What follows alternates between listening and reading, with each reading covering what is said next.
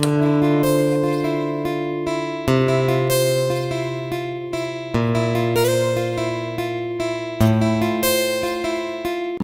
Friends, good morning and welcome back to my channel. কেমন আছো সকলে? আশা করি সকলে ভালো আছো, সুস্থ আছো, আর তোমাদের আশীর্বাদ ও ভালোবাসায় আমিও ভালোই আছি। তো সকালবেলা ঘুম থেকে উঠে মুখ টুক ধুয়ে ফ্রেশ হয়ে চলে আসলাম চা বানাতে। তো প্রথমে চিড়েগুলো ভেজে নিলাম। আর এমনি দিনে চাটা কিন্তু বেশিরভাগ দিন মাই বানায়, তো আজকে আমি বানাচ্ছি। আর মা গেছিল লঙ্কা খেতে, তো লঙ্কা ক্ষেত থেকে চলে আসলো। না না, আমাদের কোনো জমি জায়গা নেই, হ্যাঁ লোকের আর কি। তো লঙ্কা ক্ষেত থেকে চলে আসলো, আর এদিকে আমি চাও বানিয়ে নিলাম। তো মা, আমি আর মিমির বাবাও কিন্তু খাবে, কারণ মিমির বাবা আজকে দোকান দেয়নি একটি বিশেষ কারণে, সেটা তোমাদের বলবো। পটল আলু পুঁইশাক দিয়ে নিরামিষ রান্না করলাম, কারণ আজকে বৃহস্পতিবার। আর এই যে বললাম না, আজকে ও দোকানে যায়নি, আর এমনিতেও কিন্তু ও দোকান একদমই বন্ধ রাখে না। তো আজকে স্পেশালি খড়িগুলো ওখান থেকে সরানোর জন্যই আর কি বন্ধ রেখেছে।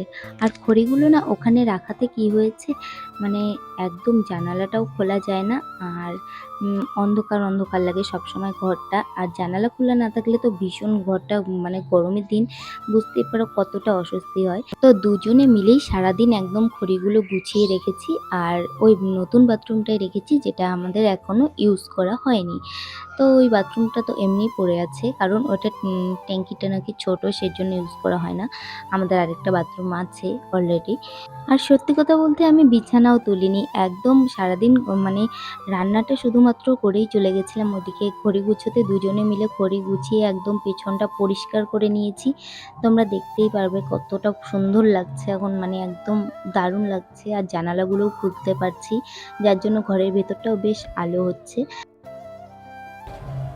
আর সত্যি কথা বলতে খড়ি গুছোতে গুছোতে একদম বেলা শেষের দিকে, আর পেছনটা পরিষ্কার করে স্নান করে এত খিদে পেয়েছিল, খাওয়া দাওয়া করেই একদম শুয়ে পড়েছি, আর ঘুমিয়েও পড়েছিলাম। তো ঘুম থেকে উঠলাম, মিমির বাবা গেল বাজারে, আর মিমিও ওইদিকে বাইরে খেলাধুলা করছে, আর আমি এদিকে ঘরদোরগুলো একটু ভালোভাবে পরিষ্কার করে গুছিয়ে নিচ্ছি, কারণ এক জায়গায় যেতে হবে, একটা ইনভিটেশন রয়েছে। তো আমার ননাসের মেয়ের জন্মদিন, সেখানেই যাব আর কি। তো নেমন্তন্ন করেছে, যদিও বা বাড়িটা বেশি দূরে নয়। আর এদিকে ও দেখো বাজার থেকে চলেও আসলো গিফট নিয়ে। তো কি গিফট এনেছে দেখতে হবে। আমি তো মানে আমাকে ফোন করেছিল একটা গিফটের জন্য, তো আমাকে বলল যে নিবে কি না। তো আমি বললাম নিয়ে এসো, দেখি যদি ভালো হয়। তো চলো গিফটটা তোমাদেরও দেখ। ওয়াও, দারুণ লাগছে গিফটটা, তাই না বলো? আমার তো ভীষণ পছন্দ হয়েছে। এরকম একটা ছোট্ট স্লিং ব্যাগ, আর এখানে কিন্তু টয় একটা রয়েছে, মানে টয়ের স্টিকার রয়েছে, আর এখানে টয় লেখা রয়েছে, আর ভীষণই ভালো লাগছে, একদম ইউনিক লাগছে একদম। তো আমারও একটা রয়েছে, আমার ব্যাগটার থেকেও এটা বেশি সুন্দর লাগছে।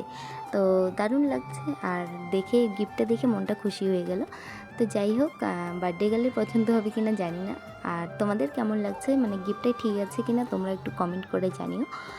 তো এবারে ঘর ঝাড় দিয়ে পরিষ্কার করে নিচ্ছি, আর মেশিন টেশিন সমস্ত কিছু কিন্তু মুছে নিয়েছি। আর মেশিনটাকে আমার ঘন ঘন মুছতে হয়, একটুতেই বালি বালি হয়ে যায়। একটা মেশিনের কভার তৈরি করতে হবে, তো সেলাইয়ে যে বসবো সেই সময়টা কিন্তু হচ্ছে না আমার ইদানিং, সেলাইয়ে আর কি সময় দিতে পারছি না। তো চেষ্টা করতে হবে সেলাইয়ের দিকেও সময় দেওয়ার। তো এবারে ঝাড় দিয়ে সমস্ত কিছু মানে নোংরাগুলো শোকেসের ভিতরে রাখলাম, কারণ রাতে নাকি বের করতে নেই বাইরে। তো এবারে ফ্যান চালিয়ে এখানে হাওয়া খাচ্ছিলাম, ও আসলো পাশে বসলো, আর দেখলো আমার হাতটা খড়ি গুছোতে গিয়ে কেটে গেছিলো।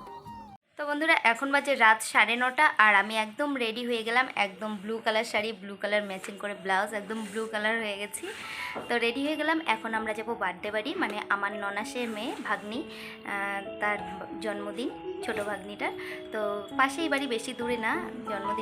জন্মদিনে যাব, আর মিমিকেও রেডি করিয়ে নিয়েছি। আর এই দেখো আমি একদম ব্লু কালার শাড়ি, একদম ব্লু কালার ম্যাচিং হয়ে গেছি। আর এই যে মিমিকেও রেডি করে নিলাম, আর মিমি এই ড্রেসটা পরেছে, ওয়ান পিসটা। তো এটাও ওর পয়লা বৈশাখের জামা। এদিক তো এই দেখো আমরা দুজন রেডি, কেমন লাগছে? হাই করে দাও,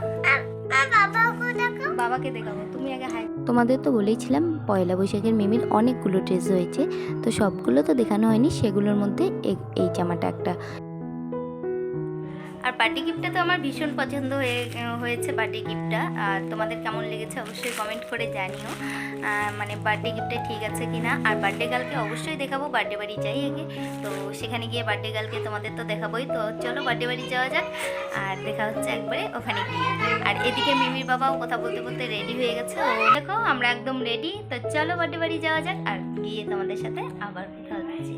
তো এখানে এসেই একদম বসলাম সবে, তো দিদি বললো যে তোমরা খাওয়া দাওয়া করে নাও, আমরা খেতে বসেও গেলাম। আর ওই যে বার্থডে গার্ল তোমাদের দেখাচ্ছি তারাও ঘরে, তো ওরা গল্প করছে আর পাশের থেকে দেখাচ্ছি না। তো ওই যে দেখো বার্থডে গার্ল তোমাদেরকে সবাইকে হাই করে দিবে, এই যে এটা হলো বার্থডে গার্ল। তো বার্থডে গার্লের নাম হলো পায়েল। আর ওদের বাড়ির মানে ঘরের কাজ হচ্ছে এখনও, সেজন্য লাইট টাইট সব কিছু সেট আপ করেনি ভালোভাবে। তো চলো বাড়ি গিয়ে তোমাদের সাথে আবার কথা হবে। তো আমরা অনেকটা লেটে গিয়েছি, আর আমরা যাওয়ার আগে কেক টেক কাটা হয়ে গেছে, আমরা খেয়ে দিয়ে চলে আসলাম। আমরা যাওয়ার পর মানে খাওয়া দাওয়া শুরু হয়ে গেছিলো।